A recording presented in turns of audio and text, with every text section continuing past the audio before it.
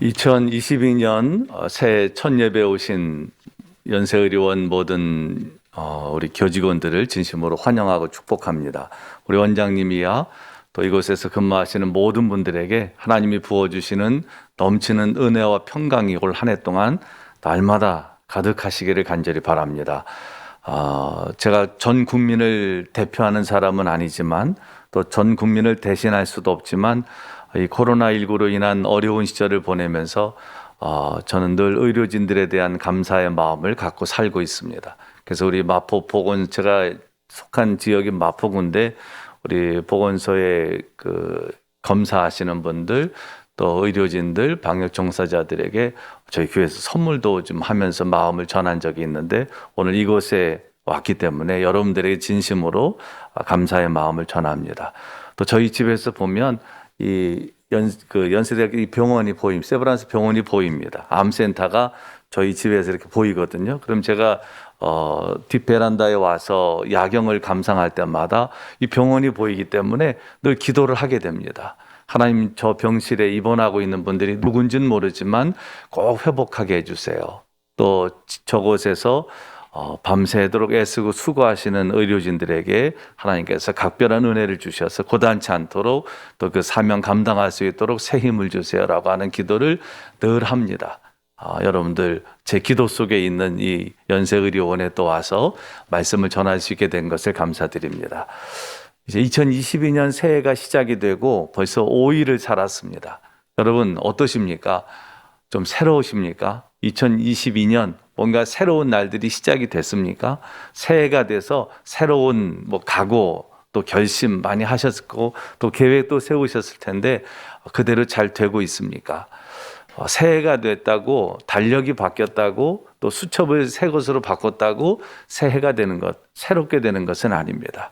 우리의 마음이 새로워져야지만 진짜 새로워질 수 있습니다. 어떻게 마음이 새로워질 수 있을까요?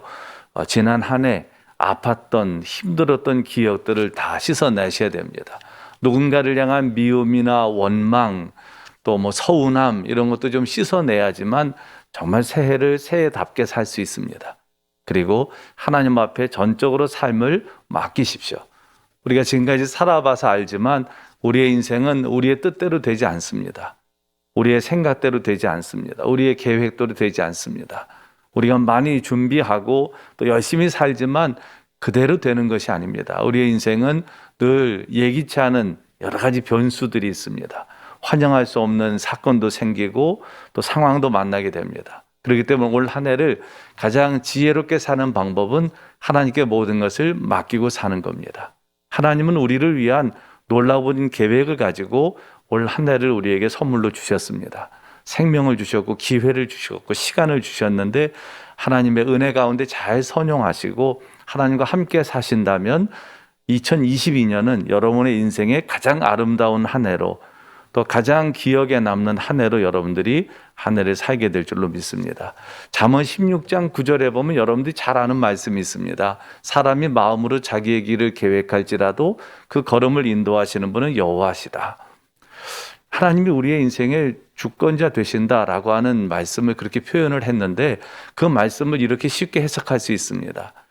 그 말씀은 사람이 계획을 전혀 세우지 말라 하는 말씀이 아니고 계획은 치밀하게 세우되 연필로 하고 지우개를 하나님 앞에 드리는 삶입니다. 우리가 인생을 계획 없이 살 수는 없습니다. 계획해야 됩니다. 하나님이 우리의 걸음을 인도하신다 해서 우리가 가만히 있으면 되는 게 아니고 우리는 우리의 삶을 치열하게 분투하며 살아야 될 책임이 있습니다. 그런데 그러려면 계획을 세워야 되는데 그 계획을 연필로 세우는 겁니다. 연필로 쓰는 거예요. 치밀하게 쓰되 연필로 쓰고 지우개를 하나님께 드리는 겁니다. 하나님 언제든지 내 삶에 수정할 부분을 수정해 주세요. 하나님께 모든 것을 맡기니까 하나님께서 지울 건 지워주시고 고칠 건 고쳐주세요 라고 하는 것이 잠언 16장 9절 말씀. 사람이 마음으로 자기의 길을 계획할지라도 그 걸음을 인도하시는 분은 여호와시다라고 하는 말씀을 좀 의역할 수 있는 우리의 삶에 지혜롭게 의역할 수 있는 그런 내용이라고 말할 수 있습니다. 올 한 해 여러분들이 치밀하게 계획을 세우시되 지우개를 하나님께 맡기시는 한 해가 되시면 분명히 하나님께서 여러분들을 인도하실 줄 믿습니다. 오늘 본문 말씀은 아굴의 기도입니다. 아굴은 이 잠언에 많이 나오는 인물은 아닙니다. 그런데 솔로몬 시대의 현자였고 랍비였습니다. 그리고 잠언을 가르치는 그런 랍비였는데 이 아굴이 그렇게 지혜로운 사람이 두 가지를 하나님 앞에 기도하고 있습니다. 오늘 이 말씀은 아굴의 버킷리스트라고도 말할 수 있어요.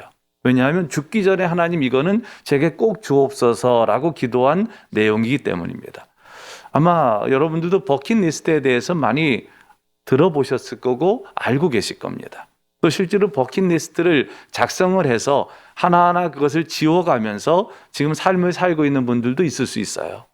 버킷리스트라고 하는 것은 내가 죽기 전에 꼭 해보고 싶은 일, 가보고 싶은 곳 이런 것들을 적고 그걸 하나하나 실천해 가는 겁니다. 2007년인가요? 이 버킷리스트라고 하는 영화가 개봉됐었습니다. 잭 니콜슨하고 누구죠? 모건 프리먼. 이 두 분이 이제 주연이 돼서 나온 영화였는데 그렇게 흥행을 하지는 않았다고 그래요. 근데 많은 사람들에게 이 버킷리스트에 대해서 생각을 하게 했습니다. 이 버킷리스트는 킥 더 버킷이라고 하는 말에서 나왔다 그러죠. 뭐 중세 시대나 이럴 때 교수형을 뭐 아침부터 이런 얘기가 좀 죄송하지만 교수형을 행할 때 그 사람들이 양동이를 이렇게 거꾸로 놓고 거기 올라선 다음에 줄을 걸고 그 다음에 그거를 양동이를 차는 거 그걸로 이제 교수형에서 죽다라고 하는 것의 속어로서 킥 더 버킷이라고 하는 말이 있었다고 그래요. 거기서 이제 버킷리스트가 나왔다 그러는데 오늘 본문 말씀은 이 아굴의 버킷리스트라고 할 수 있어요.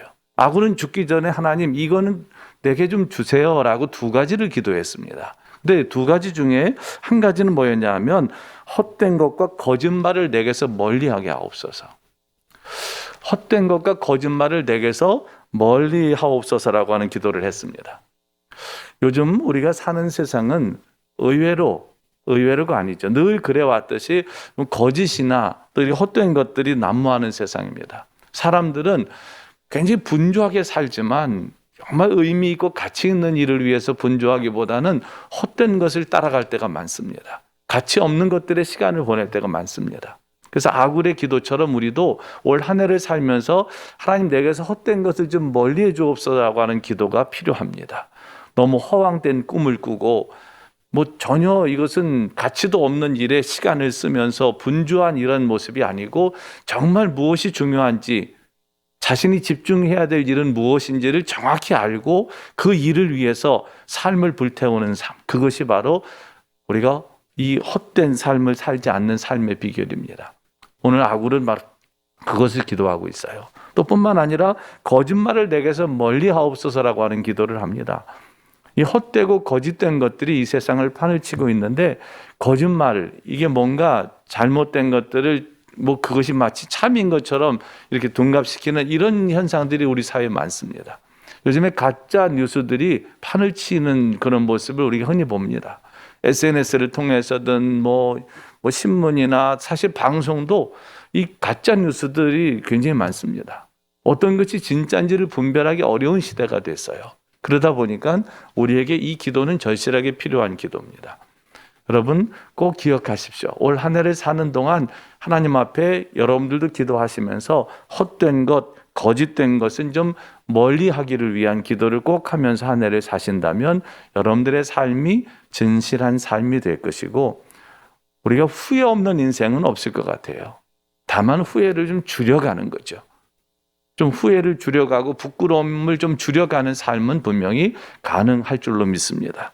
또 아굴이 드린 두 번째 기도가 있습니다. 나를 가난하게도 마옵시고 부하게도 마옵시고 오직 필요한 양식으로 나를 먹이시옵소서라고 기도했습니다. 여러분 이 기도도 우리에게 굉장히 필요한 기도입니다. 왜냐하면 너무 가난해도 사실 어렵고 또 너무 부해도 하나님을 잊을 수 있습니다. 오늘 이 아굴의 두 번째 기도는 굉장히 신앙적인 기도라고 하는 것을 좀 주목해 보셔야 됩니다. 내가 가난하지도 않고 부하지도 않고 내게 하나님 필요한 양식으로 나를 먹이세요라고 하는 먹여달라고 하는 기도를 하는 이 아굴의 마음은 지극히 신앙적이에요. 왜냐하면 너무 가난하게 되면 그 가난함 때문에 하나님 앞에 범죄할까 봐 그게 두려워서 하나님의 이름을 욕되게 할까 봐 두려워서 이 기도를 하고 있습니다.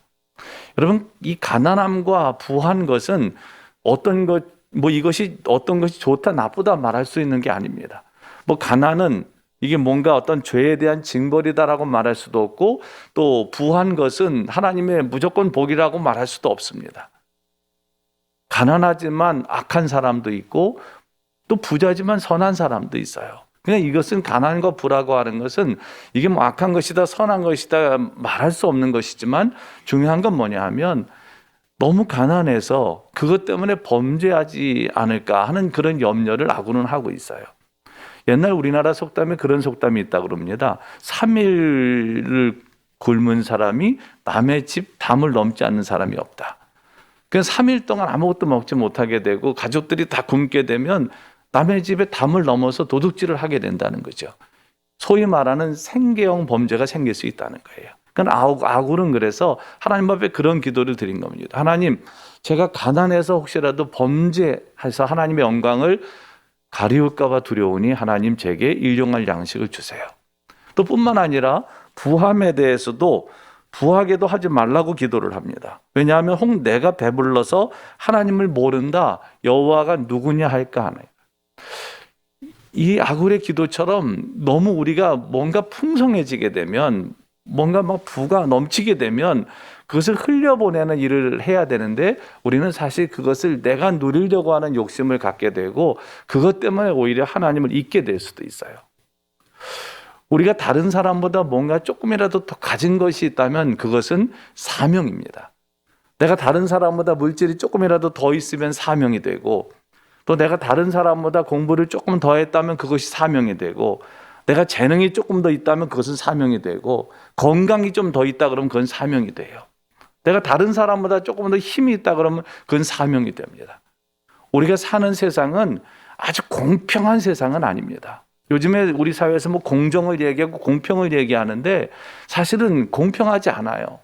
백신도 어떤 사람들은 지금 뭐 부스터샷을 3차, 4차까지 맞는데 어떤 나라 사람들은 지금 한 번도 백신을 맞지 못한 사람들도 있어요.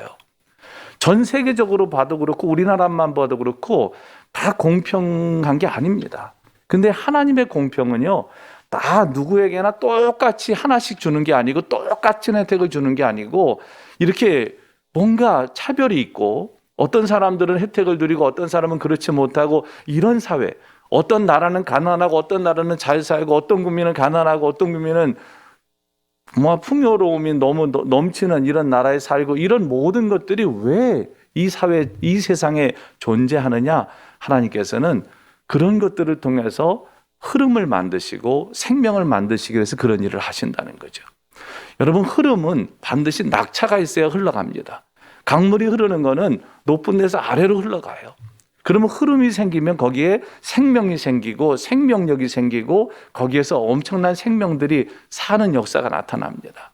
우리에게 하나님께서 뭘 조금 더 주셨다고 하면 그거는 흘려보내야 되는 사명이 우리에게 있는 거죠. 그런 흐름을 통해서 세상을 생명력이 넘치는 세상으로 만드는 사명, 그것이 오늘 우리에게 있습니다. 그래서 오늘 아굴의 기도는 내가 너무 부해서 그것 때문에 하나님을 잊어버리고 그것 때문에 내가 잘해서 된 것처럼 생각하는 오만함을 갖지 않기를 위한 기도를 하고 있어요. 오늘 우리들도 이 아굴의 기도처럼 우선은 거짓되고 헛된 것들, 거짓말, 헛된 것, 거짓말을 좀 멀리하는 삶, 올 한 해 이런 삶을 소망하며 기도해야 되겠고, 또 가난하게도 마옵시고 부하게도 마옵시고 오직 필요한 양식으로 나를 먹여달라고 하는 기도를 해야 될 것이고, 또 뿐만 아니라 이런 기도를 통해서 하나님께서 내게 주신 사명이 뭔지 이 사명을 분명히 깨닫고 살아가는 한 해가 되기를 위해서 기도하며 사신다면 2022년 한 해 동안 여러분들에게 주신 사명을 가장 잘 감당해서 좀 하나님께도 영광이 되고 또 많은 사람들에게도 하나님의 선한 그런 영향을, 또 하나님께서 주시는 사랑을, 하늘의 빛을 비추는 복된 한 해가 분명히 될 줄로 믿습니다. 특별히 연세의료원에 계신 여러분들은 사람들을 살리는 귀한 일을 하시는 분들이십니다. 그렇기 때문에 누구도, 우리가 하나님을 사랑하는 건 하나님의 뜻대로 사는 삶이고, 이웃을 사랑하는 삶은 아무도 나하고 무관한 사람으로 여기지 않고 사는 삶이에요. 여러분들은 매일 환자들을 만나시고 매일 낯선 여러분들이 가족이 아닌 그런 힘들고 아픈 사람들을 만나시게 되는데, 누구도 나하고 무관한 사람이 아니다, 다 하나님께서 내게 주신 사랑의 대상이다라고 생각하시고 그렇게 진료하시고 그렇게 올 한 해를 보내신다면 여러분의 삶에도 기쁨이 넘치게 될 거고, 여러분을 만난 모든 사람들이 다 생명과 소망의 삶을 분명히 누리게 될 줄로 믿습니다. 하나님의 은혜가 연세의료원 원장님이야 모든 교직원들에게 올 한 해 동안 충만히 임하기를 주님의 이름으로 간절히 축원합니다. 기도하겠습니다. 하나님 고맙습니다. 연세의료원을 축복해 주시고 원장님이야 모든 또 의료진들이, 직원들이 올 한 해 동안 하나님께 주신 사명 잘 감당하게 하시고, 아구리 드린 기도처럼 늘 이렇게 정말 진실되게, 그리고 하나님의 은혜 가운데 살아가는 소망의 삶을 통하여 후회 없는, 후회를 줄이는 한 해가 되게 하시고, 또 하나님의 영광도 나타내고 많은 사람을 유익하게 하는 그런 복된 삶을 살아가게 하여 주옵소서. 예수님의 이름으로 간절히 기도합니다. 아멘.